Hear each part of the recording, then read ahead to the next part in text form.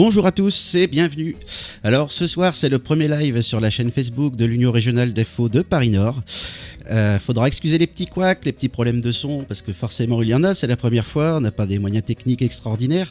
On est syndicaliste, on n'est pas vidéaste. Donc du coup la première vidéo ce soir, donc on va parler un peu de tout. Donc on sera ce soir en compagnie de deux camarades, on va les présenter pas longtemps après. Et avant de commencer, de rentrer dans le vif du sujet, je vous invite à partager la vidéo, à la liker pour qu'il y ait un peu plus de monde. Voilà. Donc on va pas tarder à passer aux premiers intervenants qui sont avec nous. Donc on parle de Gauthier et de Vincent. Voilà, vous êtes à l'antenne les gars. Salut les gars. Salut. Donc Gauthier et Vincent, donc ils sont tous les deux conducteurs de train sur la ligne H. Donc je vais te laisser te présenter Gauthier. Écoute, moi je suis conducteur de train sur la ligne de H, comme tu viens de le dire.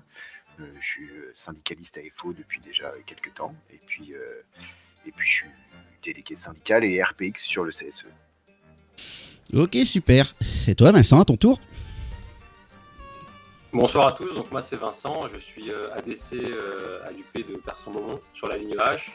Je suis également élu CSE HBK suppléant. J'ai un mandat de délégué syndical, délégué de commission de notation. Ok, super. Bon, ben on va commencer. Donc, on va commencer par toi, Gauthier. Donc, on va un peu essayer de découvrir qui vous êtes et qu'est-ce que vous faites dans votre vie, dans votre métier et dans votre carrière syndicale. On va dire ça comme ça, même si j'aime pas ces mots-là. Donc, du coup, Gauthier, toi, dans ta vie de tous les jours, ça représente quoi le syndicalisme et en quoi le syndicalisme, ça peut aider des collègues, aider des collectifs de travail et des petites choses comme ça. Une petite anecdote comme quoi prouver aux gens qui nous regardent que le syndicalisme, il est utile de nos jours plus que jamais, quoi. Il est utile de nos jours plus que jamais. Je pense que des anecdotes, on pourra en avoir 13 à la douzaine. Après, je pense que ce qui est le plus prégnant quand tu es délégué syndical, c'est souvent de défendre les collègues dans les entretiens disciplinaires ou même au conseil de discipline. C'est quelque chose qui vraiment donne envie de se battre, parce que bien souvent, c'est bien souvent des sanctions qui sont... Enfin, des menaces et de sanctions qui ne sont pas du tout justifiées.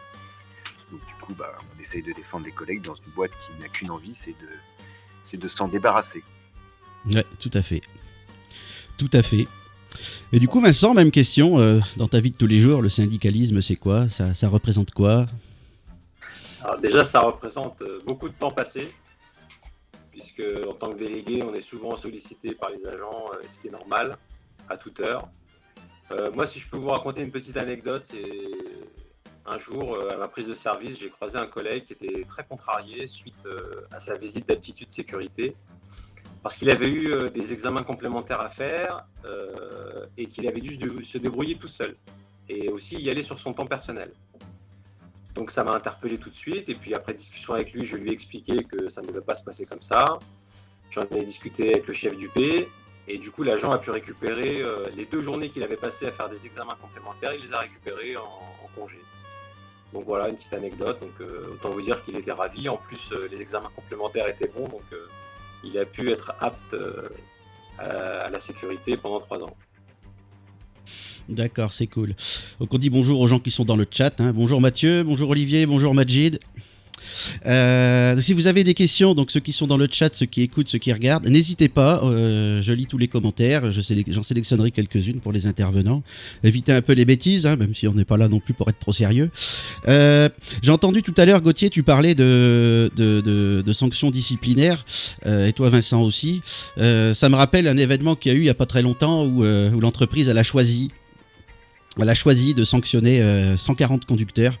Est-ce qu'il y en a un de nous deux qui peut nous en parler de cette affaire-là?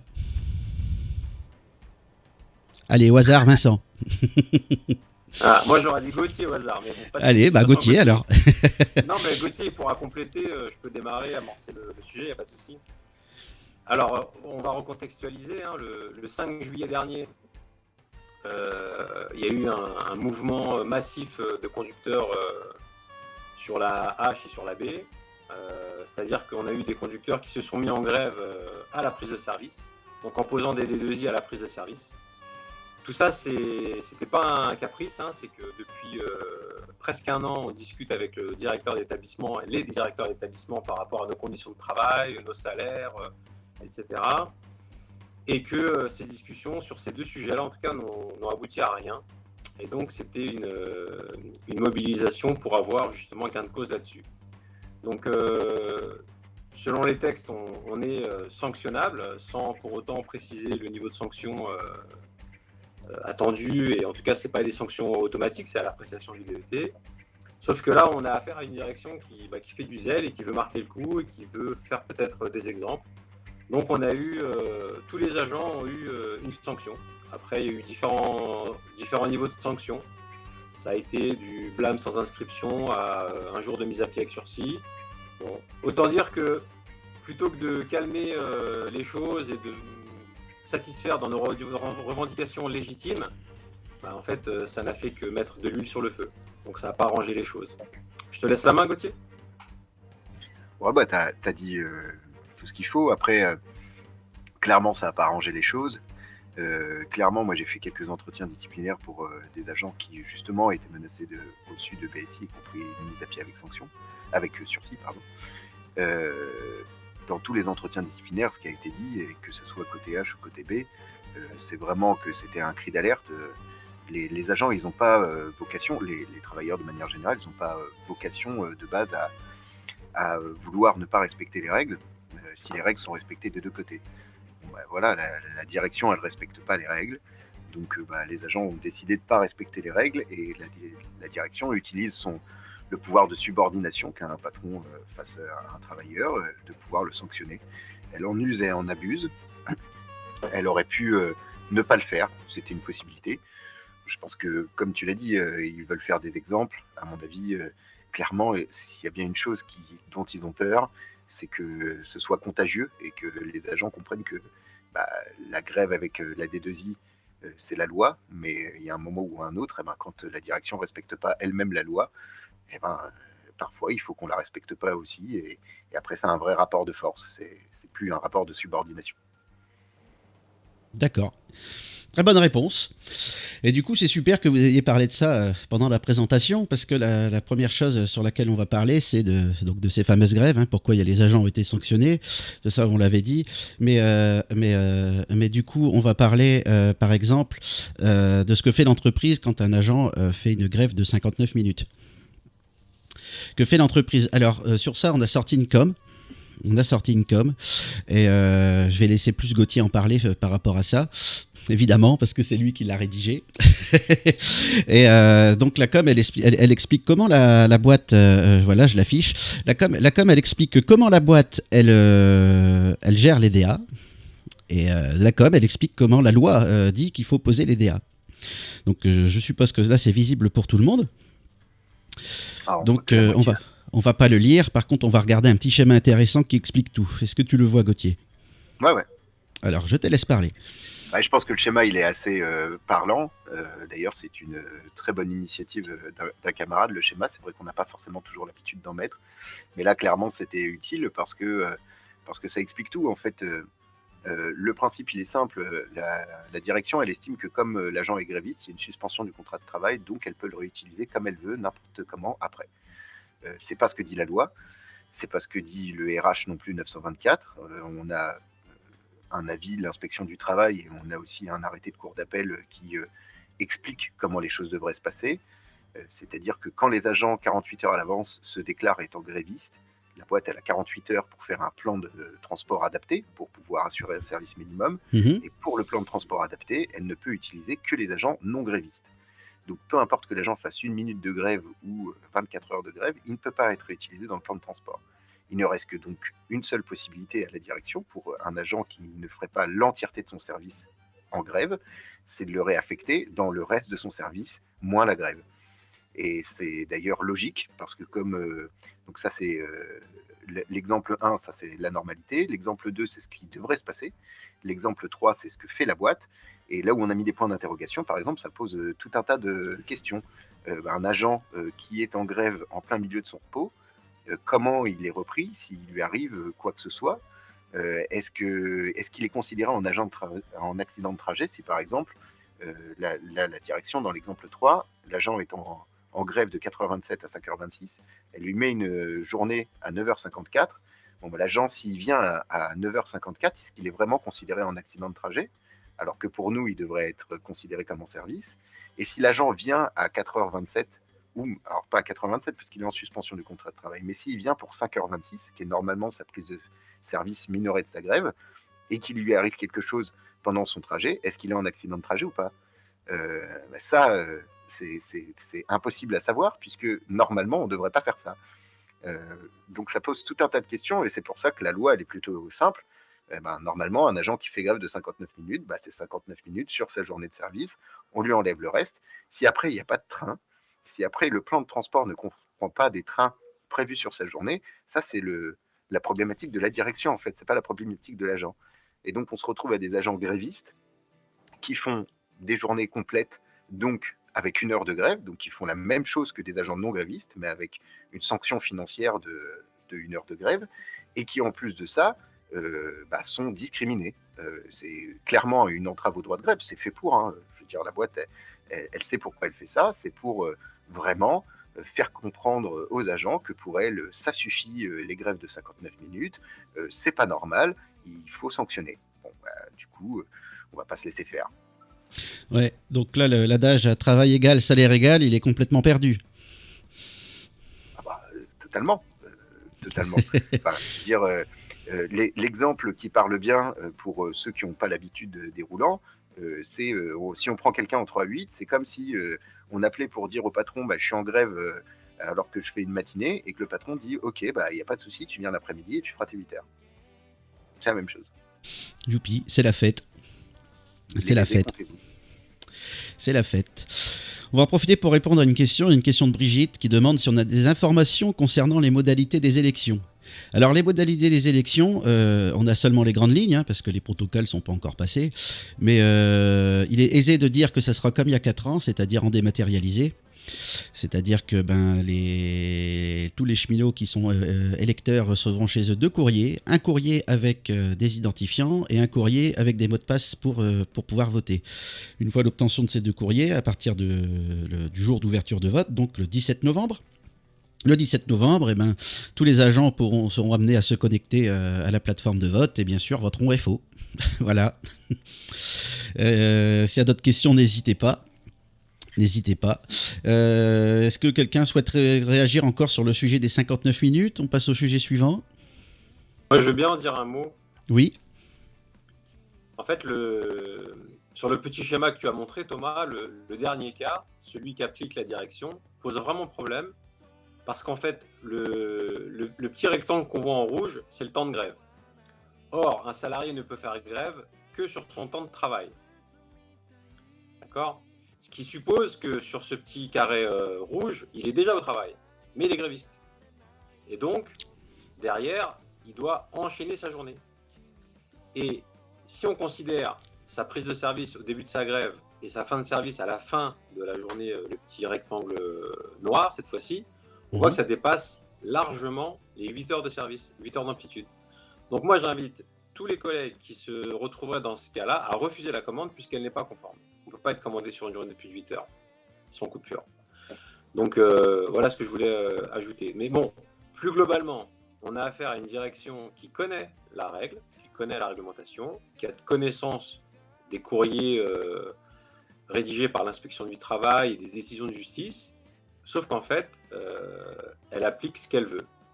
Et on est contraint, nous, à ester en justice pour pouvoir avoir gain de cause, sachant que les délais, l'énergie, le coût, tout ça, ça pèse dans la balance et que l'entreprise, on va dire sur un volet d'agents, elle a gain de cause puisqu'il n'y en a que très peu qui vont aller en justice et qui auront au bout de la procédure. Et donc, elle joue là-dessus. Et c'est sur tous les sujets comme ça, y compris sur des points de réglementation qui n'ont jamais posé problème jusque-là, qui commencent aujourd'hui à émerger, où la direction interprète un RH d'une certaine façon, alors qu'il n'y a pas d'interprétation possible et que c'est clair comme de l'eau de roche.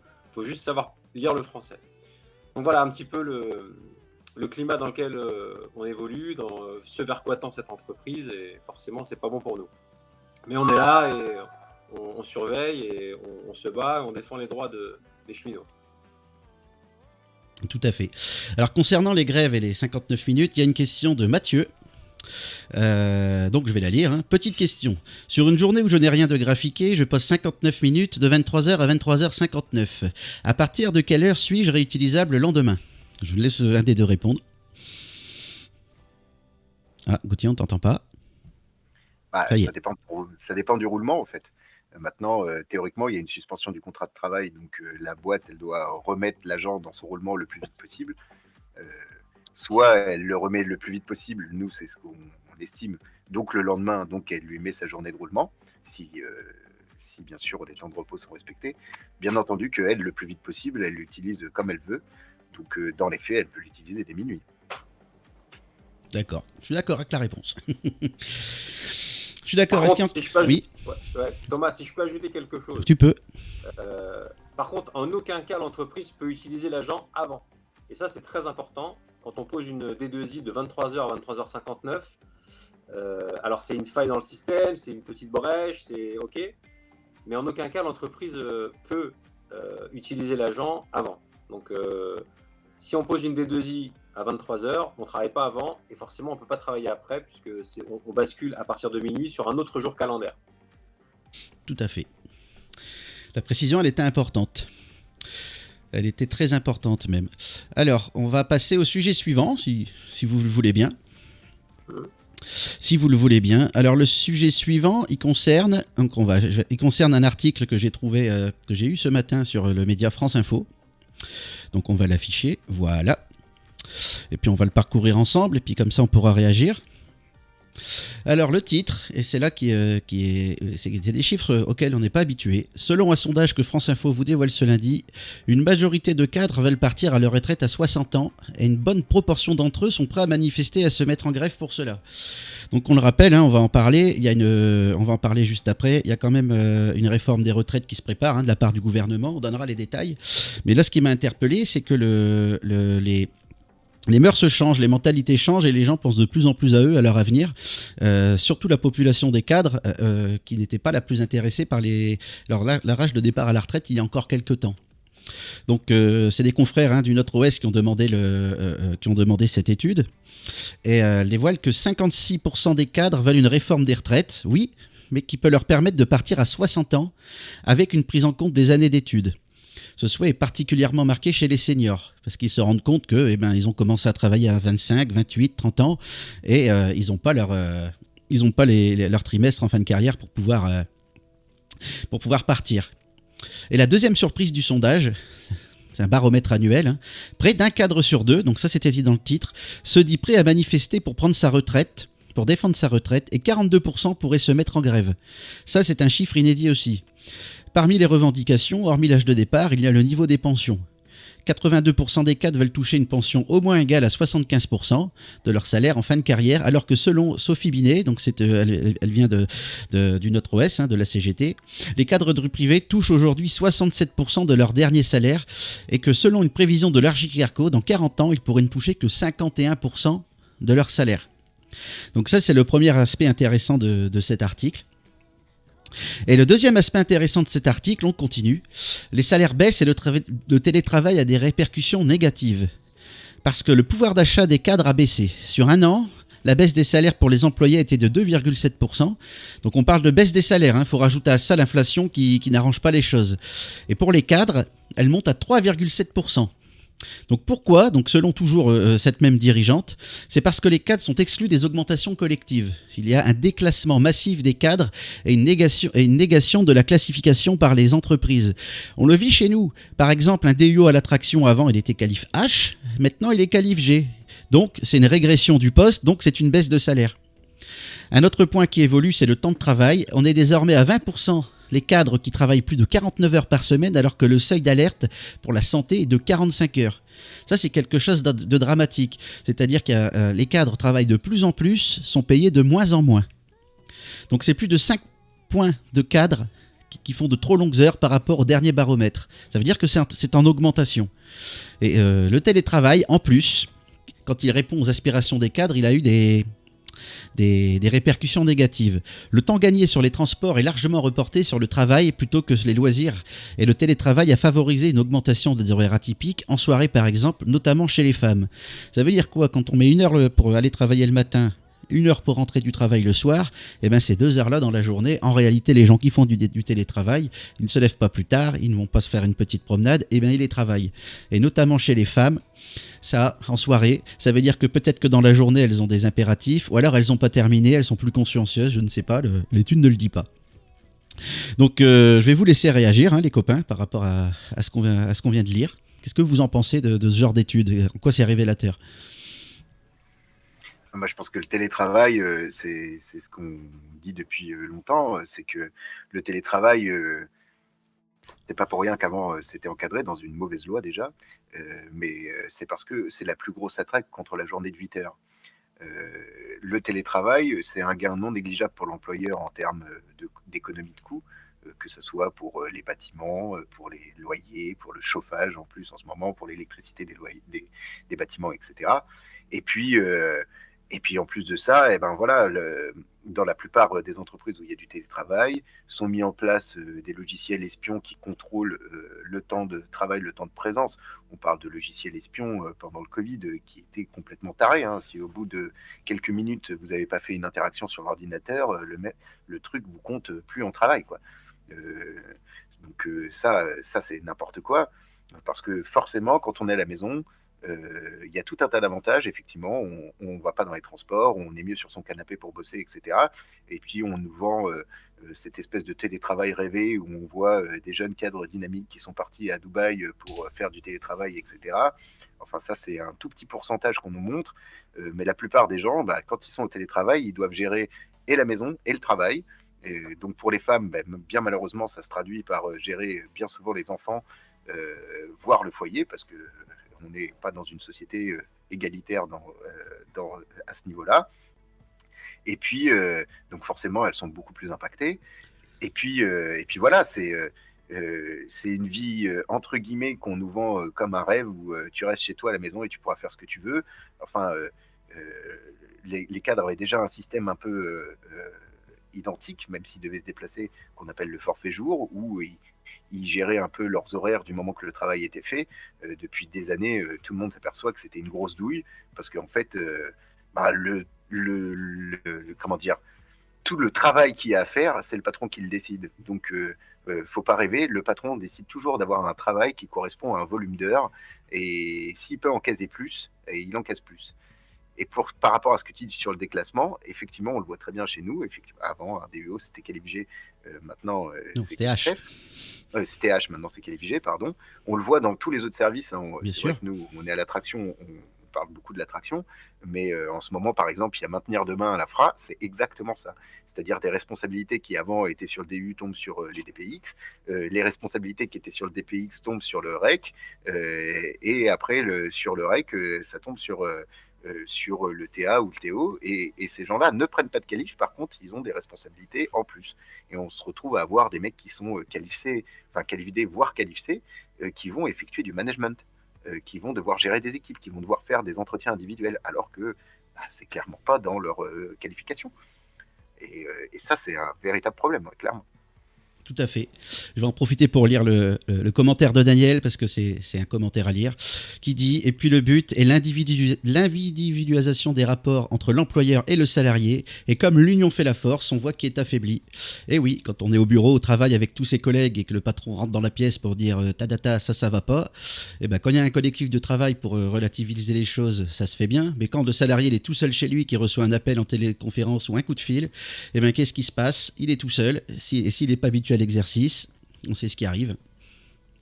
Il y a Christophe Lecomte qui nous dit perte de contact avec les collègues, c'est la casse de la communauté de travail. C'est exactement ça. Donc ça, c'était sur l'aspect télétravail de l'article. J'aurais bien aussi voulu qu'on parle justement des cadres qui, c'est inédit, qui sont prêts à se mobiliser par rapport à la réforme des retraites qui nous arrive. Et est-ce que pour vous, c'est pas un peu... je vais poser la question à Vincent, comme ça il va parler, c'est son tour. Est-ce que pour toi, Vincent, le fait qu'il y ait de plus en plus de cadres qui ont envie de se mobiliser, c'est pas un peu révélateur d'un changement de société, d'un changement de conscience un petit peu par rapport à ces métiers-là? Ah si, complètement, parce que c'est vrai que historiquement, on n'a pas l'habitude que les cadres se mobilisent massivement lorsqu'il y a des gros conflits, notamment sur la réforme de la SNCF de 2018 ou sur la précédente mobilisation sur la réforme des retraites. Et c'est déplorable. Euh, mais là, cet article nous montre que, y compris les cadres qui jusqu'à présent avaient peut-être une posture d'attente ou qui faisaient des grèves par procuration ou des grèves de 59 minutes ou qui nous soutenaient moralement, sont Mhm. prêts à s'engager dans la lutte.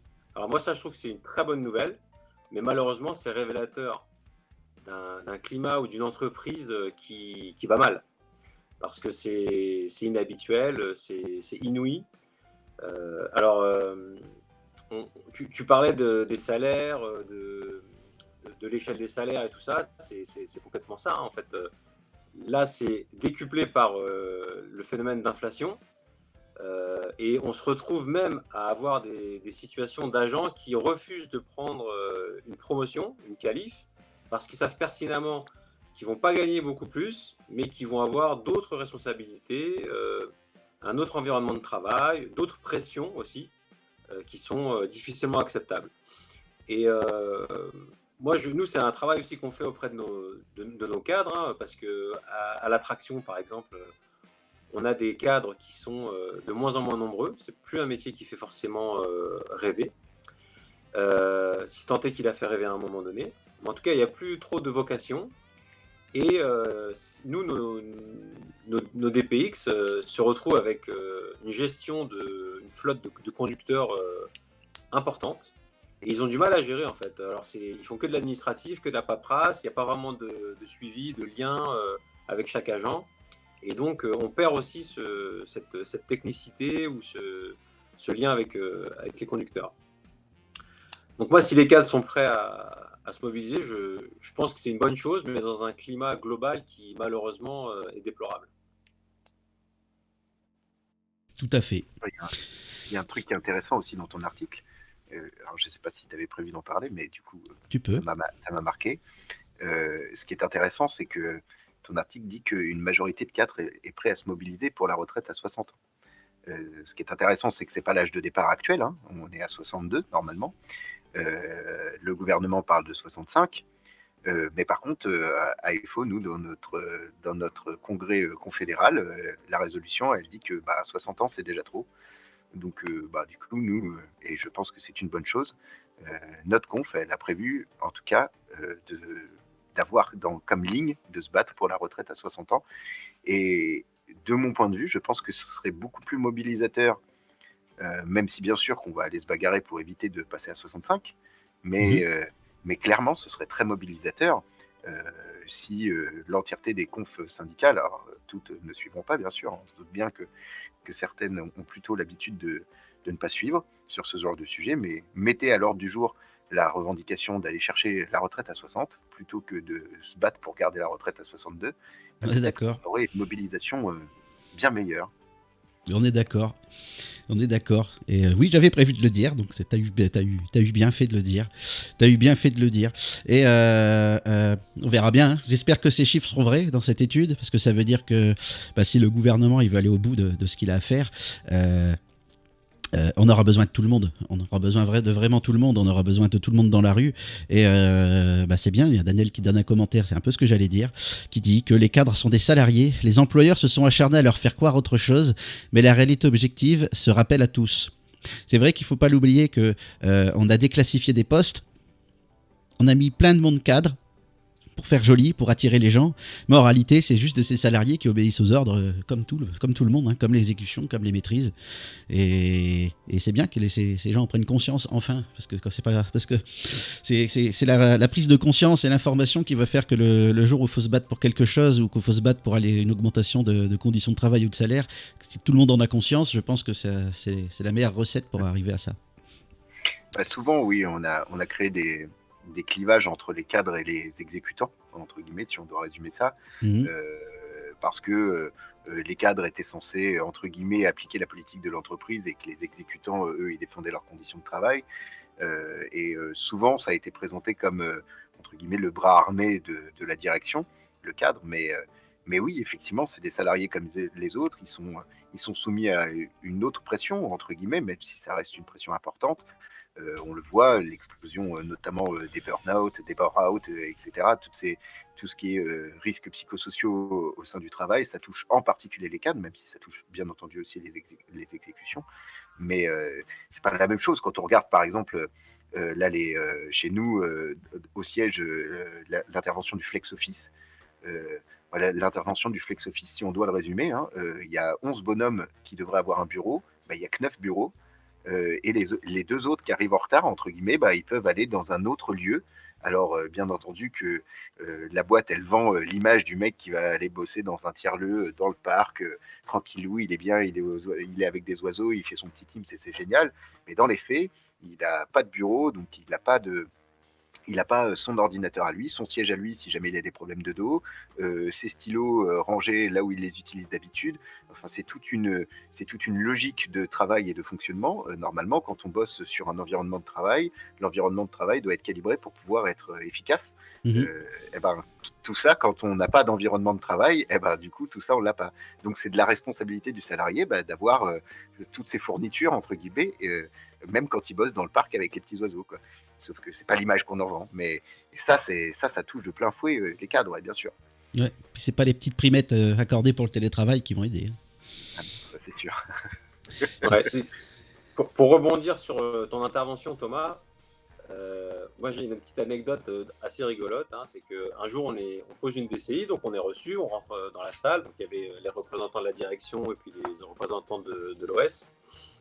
Et du coup, le RH nous dit vous vous mettez de quel côté de la table?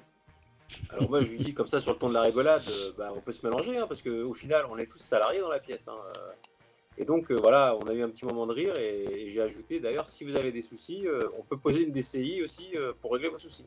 Et c'est vrai qu'on a tendance, alors là je l'ai dit sur le ton de la blague, mais on a tendance à nous opposer entre l'encadrement en tout cas de proximité et les agents qui sont à l'exécution ou à la production, mais au final on est tous salariés et on a tous plus ou moins les mêmes problématiques dans nos domaines respectifs. Et ça, faut pas l'oublier. Et c'est vrai que nous on a un discours auprès des collègues qui sont à la prod qui est plus facile que quand on aborde un cadre, parce qu'on n'a pas forcément les tenants, les aboutissants de leur métier. Mais il y en a beaucoup qui sont en détresse. Et le forfait jour, ça n'a rien arrangé. Et donc, il ne faut pas les oublier, bien entendu. Et c'est pour ça que dans le cadre de nos tournées, on va discuter avec eux et on leur propose aussi nos services s'ils ont besoin. Et voilà. Après, c'est une population qui a un peu plus de mal à se découvrir ou à se syndiquer. Mais voilà, c'est des salariés, c'est des collègues comme les autres. Et voilà, il ne faut surtout pas les laisser de côté. C'est clair. C'est clair. Donc maintenant, on va embrayer un petit peu, on va parler réforme des retraites, parce que on l'a un petit peu évoqué tout à l'heure. Elle arrive. Le boulet que Macron a au pied de la réforme des retraites ratée 2019-2020, il veut s'en débarrasser de ce boulet. Et du coup, il y a eu des annonces gouvernementales, hein, comme quoi on parle d'aller jusqu'à 65 ans. Et pour illustrer ça, j'ai choisi un article qui passait dans l'info militante sur le site internet d'EFO. On va le découvrir ensemble. Ah, un écran noir, mais ça va pas durer. Voilà. Donc, retraite, une réforme inacceptable pour EFO. Évidemment inacceptable. Donc, on va parcourir l'article, hein, comme tout à l'heure. La tension monte entre le gouvernement et les syndicats sur le sujet explosif de la réforme des retraites, évidemment. Le 19 septembre, une réunion avec Olivier Dussopt autour des conclusions du dernier rapport annuel du Conseil d'orientation des retraites, le COR, a viré au dialogue de sourds. Selon Michel Bogart, donc ça c'était le représentant FO, donc négociateur FO, il nous a soutenu que les perspectives étaient terribles, qu'il fallait réformer d'urgence. Or, c'est faux. Les chiffres n'ont rien d'alarmant, la part des retraites restera stable à long terme, entre 13% et 14% du poids du PIB d'ici 2070. FO rappelle en outre que le système des retraites était excédentaire de 900 millions d'euros en 2021. Ça veut dire que le déficit, il est en train de se résorber au fur et à mesure. Le ministre du Travail continue de marteler l'urgence d'une réforme, évoquant un déficit des retraites de plus de 12 milliards d'euros en 2027, une vingtaine de milliards d'euros d'ici 2030. FO, comme tous les syndicats, est vent debout contre le principe de faire travailler les salariés encore plus longtemps, alors que les réformes antérieures reculent à 62 ans, on l'a évoqué tout à l'heure, allongement de la durée de cotisation à 43 ans, désindexation des pensions, ça veut dire que ça ne suit plus le pouvoir d'achat, hein, c'est con, mais voilà, c'est très important. Les pénalisent déjà injustement. Sur le fond, le véritable objectif du gouvernement est de diminuer les dépenses publiques, comme il s'y est engagé dans son programme de stabilité européen. Les retraites constituant 25% de ses dépenses, il entend les réduire, fustige Michel Boga. Donc Michel Boga, c'était le négociateur FO. Mobiliser nos militants peut aller vite. En effet, ça c'est clair. Alors l'exécutif fait monter la pression. Le 26 septembre sur BFM TV, Elisabeth Borne a réaffirmé une réforme à l'été 2023, donc demain quoi. Décalant progressivement l'âge de départ effectif à la retraite. Le choix de la méthode pour la réforme devrait être dévoilé cette semaine, indiquait la Première ministre. Donc cette semaine, on y est dans la période où ça doit être dévoilé. Bon, on n'a rien pour l'instant. Hein. Le gouvernement envisage toutes les voies. La réforme pourrait passer par une courte négociation avec les syndicats. Donc courte négociation, pour moi, j'appelle pas ça de la négociation. Un amendement au projet de loi de financement de la sécurité sociale et même un recours au 49.3. Donc évidemment, il n'y a rien qui nous va. Hein. Alors, le Michel Boga, le négociateur, dénonce un passage en force. Quelle que soit l'option retenue, il prévient, si le gouvernement touche à l'âge de départ en retraite ou allonge la durée de cotisation, nous appellerons à la manifestation et à la grève. Mobiliser nos militants peut aller vite. Donc ce petit projet a été présenté le 26 septembre au Conseil des ministres. Donc je parle de petit projet, je parle du projet de loi de financement de la sécurité sociale et ça sera débattu à l'Assemblée nationale à partir du 20 octobre. Donc à partir du 20 octobre, ça risque d'éclater quoi. Ça risque d'éclater. Vous en pensez quoi ? Est-ce que vous pouvez réagir à cet article ? Gauthier, je prends la main. Vas-y, prends la main. Faites comme vous voulez, on est entre nous. On va essayer d'être bref parce qu'il ne nous reste pas beaucoup de temps. Il y a tellement de choses à dire sur ce sujet-là, mais je pense qu'on y reviendra dans d'autres lives ou dans d'autres canaux. Tout à fait, on aura beaucoup d'occasions d'en reparler. Tu disais, Thomas, que Macron, c'est son boulet au pied, mais ouais, c'est ça, en fait, c'est sa lubie. Il veut faire cette réforme à tout prix, quel qu'en soit le prix. On se souvient tous de son précédent projet de loi, que c'était pas une réforme paramétrique mais systémique, que c'était juste, que c'était la même chose pour tout le monde, etc. Aujourd'hui, ils reviennent en nous disant qu'ils veulent réformer les retraites, pas pour payer les retraites, puisqu'on leur a aussi prouvé, notamment par le rapport du corps, que l'équilibre financier des retraites est là, il y a même un rebasculement à horizon 2050. Et donc, ils nous expliquent que c'est pour financer d'autres choses. C'est notamment le vieillissement de la population, l'accompagnement de la fin de vie, etc. Donc ils se foutent de nous en fait. Ils nous racontent ce qu'ils veulent et tout ça pour justifier une réforme. Cette réforme, bien entendu qu'on n'en veut pas. Bien entendu que déjà à l'âge actuel, il y a beaucoup de gens qui atteignent l'âge de la retraite en étant sans emploi, soit au chômage, soit en incapacité de travail, soit parce qu'ils sont usés, soit parce qu'ils ont été virés. Donc c'est inacceptable de toucher à ça. Il faut bien comprendre une chose aussi, c'est que souvent on nous oppose les régimes spéciaux, parce que ça c'est le chiffon rouge agité par Macron et ses prédécesseurs, en disant c'est pas normal, il y en a qu'on dépasse droit, etc. Les régimes spéciaux, ils sont légitimes, et s'ils existent, c'est qu'il y a une raison, en fait. Et l'équité ne veut pas dire l'égalité ou la même chose pour tout le monde, bien au contraire. Parce qu'il faut savoir quand même que le régime de retraite actuel, il est certes perfectible, il n'est pas parfait, mais au moins il essaye de compenser tout ce qui représente dans une carrière des accidents, des périodes de chômage, des congés mater, des arrêts de travail longue durée, des temps partiels subis, etc., etc. Donc, nous on est pour améliorer ce système-là, le faire perdurer la solidarité intergénérationnelle et améliorer le système. Mais le refondre et faire des retraites quelque chose qui s'éloignerait au fur et à mesure où on s'en approche, hors de question. Et effectivement, nous, militants FO, on est prêts à se mobiliser rapidement. D'ailleurs, il y a beaucoup de collègues qui m'en parlent et qui me disent quand est-ce qu'on fait grève, parce que là, il ne faut pas attendre le dernier moment. Et voilà, donc c'est un sujet brûlant aujourd'hui. C'est un sujet qui nous a emmenés sur des gros conflits en 2019. Et s'il faut remettre le couvert, bien sûr qu'on répondra présent. Mais il faut que toute la population, tous les salariés, répondent présent aussi. Tout à fait. Ouais, Gauthier? moi, je vais dire quelque chose pour compléter. Je suis tout à fait d'accord avec ce que dit Vincent. Je pense qu'il y a deux choses qui sont très intéressantes dans l'article que tu as dit. Euh, dans l'argumentaire qui est développé par le gouvernement, c'est rigolo. Effectivement, comme l'a dit Vincent, bon, ils ne peuvent pas parler du déficit. Ça fait déjà 2 rapports du corps. Il y avait le même en 2019 qui dénonçait le fait de dire que c'était déficitaire, ça ne l'est pas du tout. Mais par contre, ce qui est intéressant, c'est qu'ils disent qu'ils veulent financer, enfin limiter la dépense publique. Limiter la dépense publique, en fait, parce que l'État participe à 25% à hauteur des retraites. Alors, c'est pas exactement 25%, mais ce qui est intéressant, c'est que quand le système de retraite par répartition a été créé, l'État y participait pas du tout. En fait, c'était les patrons qui payaient une grosse part et les salariés qui payaient une petite part de ce que eux ils appellent les charges, mais nous on appelle ça du salaire différé. Et petit à petit, les patrons ont moins payé, les salariés ont payé un petit peu moins aussi, et l'État, donc nous, nos impôts, ont assumé la part collective, la part donc des patrons qui leur ont été enlevés. S'ils veulent limiter la dépense publique, ils peuvent le faire d'une manière très simple, sans augmenter l'âge de la retraite, le temps de cotisation, c'est remonter la part patronale du salaire différé et revenir à un niveau beaucoup plus proche de celui qui était avant.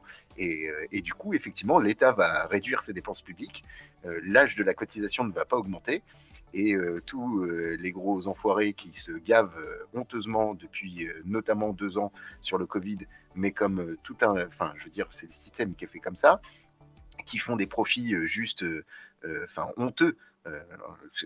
C'est honteux le surprofit, l'augmentation des actionnaires, etc.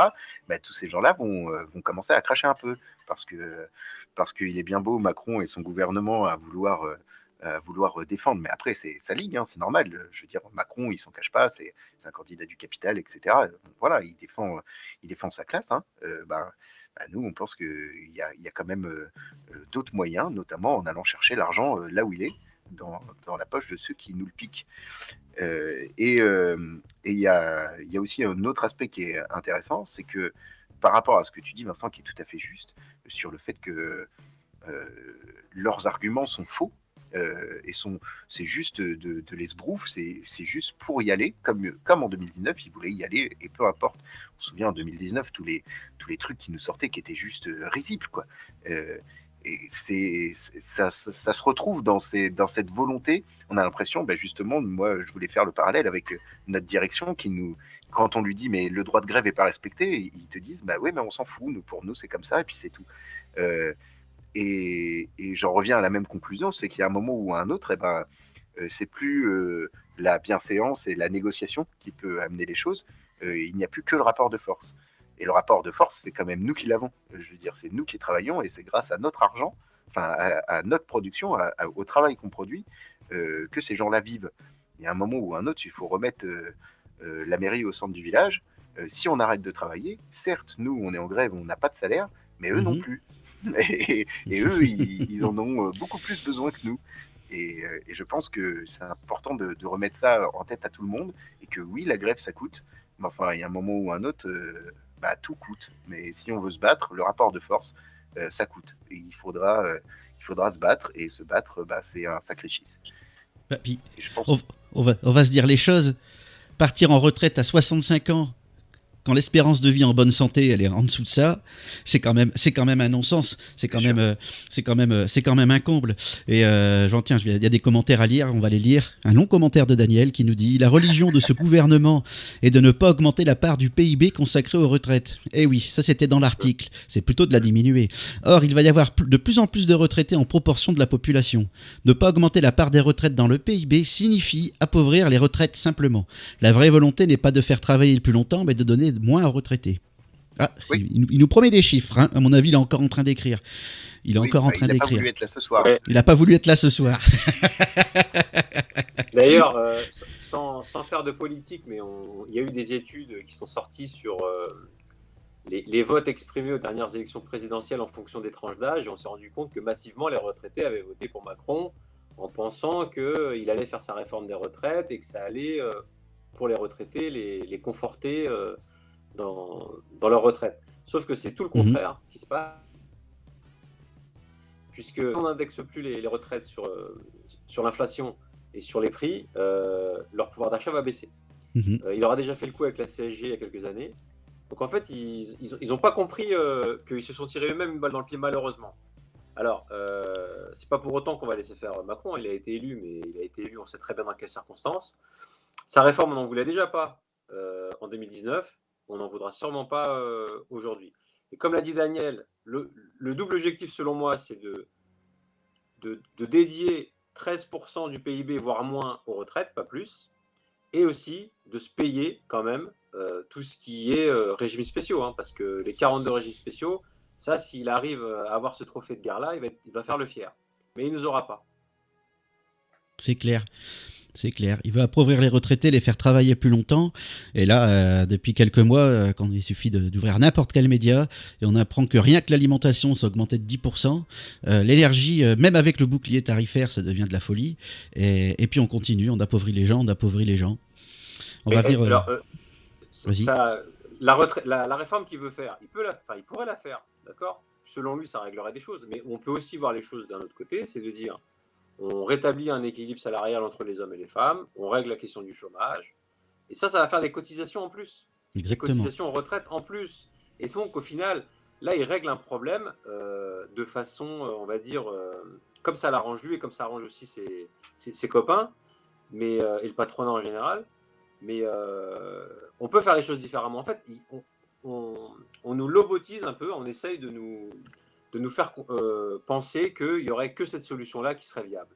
Et réforme après réforme, il n'y a que ça de vrai. Non, il y a d'autres modèles économiques, il y a d'autres possibilités, sauf qu'on ne veut pas les suivre.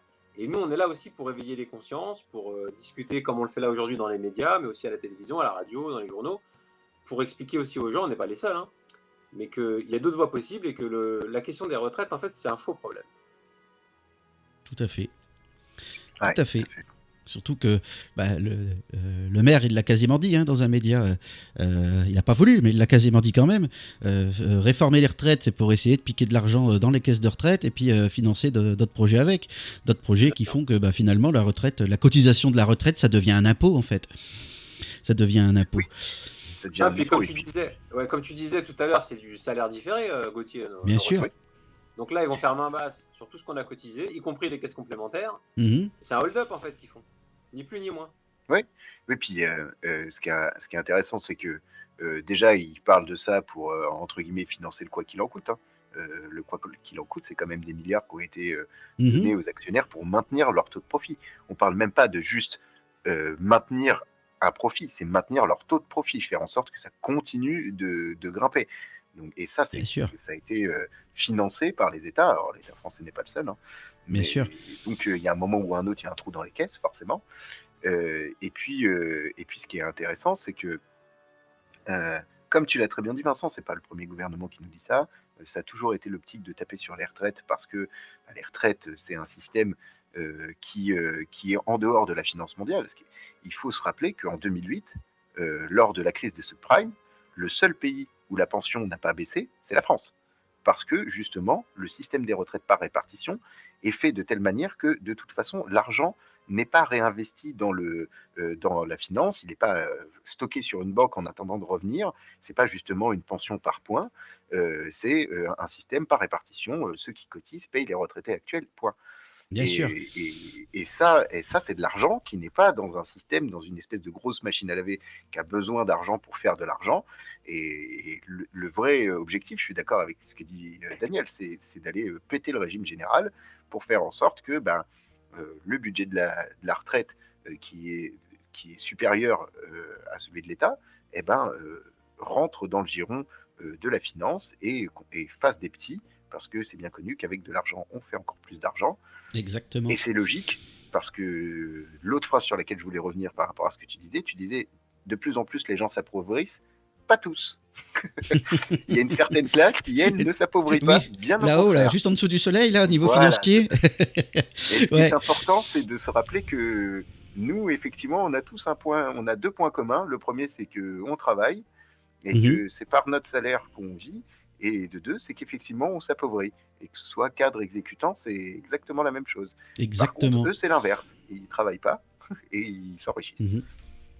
Ça s'appelle le Exactement. Et du coup, par rapport à que je lis les commentaires en même temps, Daniel il dit que c'est bien la vraie cible, c'est bien le régime général et pas les régimes spéciaux. Et donc c'est un leurre, ouais. Et le bashing a déjà commencé. Dans des articles, le gouvernement il parle. Pour une fois, il n'a pas parlé de la SNCF. Dans ceux que j'ai vus, c'est pas dit qu'il l'avait pas dit, mais dans ce que j'ai vu. Par contre, il se rappelle, je pense, du 5 décembre 2019, initié par les copains de la RATP. Donc du coup, les premiers qui sont cités, c'est on en a marre des régimes spéciaux, on va s'attaquer à la RATP et aux gaziers. Donc ils s'attaquent déjà à ceux qui ont lancé le grand mouvement qui a fait qu'on les a fait reculer une première fois. On le dit pas assez, mais c'est pas le Covid qui a fait reculer la réforme des retraites, c'est les gens qui étaient en grève et dans la rue. Et le bashing commence. Donc ils vont avec leur petite doudoune dans les médias et puis leur col roulé et puis ils nous disent vous vous rendez pas compte, eux la RATP, c'est des privilégiés, il faut faire une réforme des retraites parce que vous vous rendez compte, ils gagnent plein de sous et puis en plus ils partent tôt, ce qui est entièrement faux évidemment. Les salaires moyens dans les entreprises. Ouais, les salaires moyens dans les entreprises publiques sont pas. Ouais, c'est ça, la RATP, nous, c'est galère pour recruter par rapport au fait qu'on est soi-disant des privilégiés et il n'y a personne qui veut venir bosser à SNCF. La RATP, c'est encore pire parce qu'en plus, avec l'ouverture à la concurrence, ils se retrouvent à avoir des salaires encore plus inférieurs qu'aux nôtres. Et pourtant, déjà, nous, ils embauchent en dessous du SMIC quand même. Donc, oui, salaire d'entrée en dessous du SMIC. Ouais. Et on a un métier tellement confortable avec une tellement bonne retraite que même des conducteurs, ils n'arrivent pas à en recruter. Un petit commentaire de Daniel, j'adore quand il nous dit ça, quand il nous dit « C'est un pur hold-up, on pique directement dans nos poches notre salaire différé. Pendant ce temps, les 5 plus grosses fortunes ont doublé pendant la crise Covid en 19 mois pour atteindre à eux 5 fois l'équivalent du budget de l'État. C'est énorme. C'est énorme. On pourrait leur prendre au moins une fois le budget de l'État de temps en temps. Je pense qu'ils s'en sortiraient encore. Ils s'en sortiraient encore. Quelqu'un veut réagir à notre sujet à aborder, parler d'autres actualités? D'autres actualités je pense qu'on va... Alors, je ne sais pas si on a le temps, mais... Tu peux, ce que tu veux. Je pense qu'il faut faire une transition sur la SNCF recrute. Hein. Vas-y. C'est pour la blague. Vas-y. C'est intéressant de voir que, en tant qu'entreprise privilégiée, justement, en tant que salarié privilégié, entre guillemets, il faut se rappeler que les conducteurs actuellement sont quand même recrutés en dessous du SMIC sur le traitement de base avec des primes qui permettent de monter à peine à 1500, 1600 euros net par mois. Et ça, c'est avec les primes. Donc, c'est en dessous du SMIC sinon. Et que la boîte ne veut absolument pas négocier. On a un collègue qui a fait rentrer son gamin. La boîte lui proposait 18 500 euros brut par an. Non négociable. Et d'ailleurs, il n'a pas réussi à négocier. C'est quand même fou, quoi. Donc, l'objectif, je pense, il est quand même, quand on veut tuer son chien, on dit qu'il a la rage. Je pense qu'il y a une véritable volonté, en tout cas chez nous, comme à la RATP et comme dans tout un tas d'entreprises publiques, d'achever ce qui reste encore, d'achever ce qui reste de services publics, parce que malgré tout, c'est pas pour rien qu'on est entre guillemets des bastions de résistance ouvrière. C'est parce que être agent du service public, c'est avoir quand même un métier qui, à la base, c'est rendre service aux autres, rendre service aux travailleurs et savoir pourquoi on fait ça. On est vraiment formaté pour ça, en tout cas nous à l'ancienne école. Et c'est aussi pour ça que je pense qu'on a une grosse représentation syndicale, et de moins en moins avec les CSE, mais on a quand même une grosse représentation syndicale par rapport à plein d'autres entreprises. Et c'est pas plus mal, parce que ça nous permet justement d'avoir ce genre de débat. Ça nous permet aussi d'avoir ce genre, entre guillemets, de discussions qui sont au-delà du quotidien, mais qui contribuent au débat général de tous. Et j'enjoins tous les camarades à en discuter entre eux et à s'informer et à demander à leur délégué syndical s'il y a des formations, s'il y a des discussions qui se font, parce qu'il y en a tous les jours. Tout à fait. Il faut se tenir prêt. Il faut se tenir prêt. Si vous n'en voyez pas d'inconvénients, je pense que ça va être le mot de la fin, après 1 heure d'émission. Je vous remercie tous les deux de votre participation. Vous avez été de très bons intervenants, de très bons interlocuteurs. Et puis on va peut-être dire que c'est bientôt les élections. On le redit, on l'a dit tout à l'heure.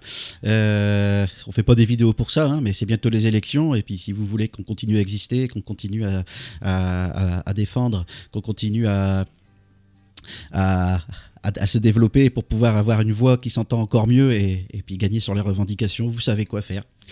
Donc je vous dis merci à tous. Votez FO. Merci Vincent, merci Gauthier et on se retrouve très vite pour une prochaine émission et je vous dis à bientôt. Ciao. Avec plaisir. Salut. Bonne soirée.